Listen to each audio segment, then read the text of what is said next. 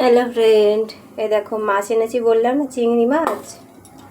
আর তার সঙ্গে মশলা বেটে নিয়েছি, পোস্ত সর্ষে দিয়ে মেখে নিয়েছি। এবার দেবো তেল, ভাপা বানাবো।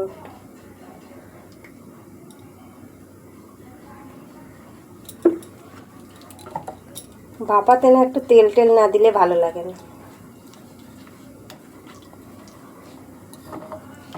অল্প অল্প খাবো কিন্তু একটু ভালো, বলো।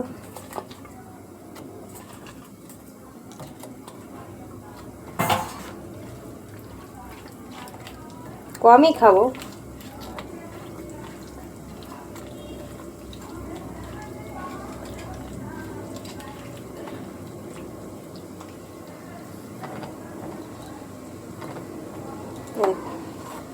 হয়ে গেছে আটকে, এবার বসিয়ে দেবো জলে।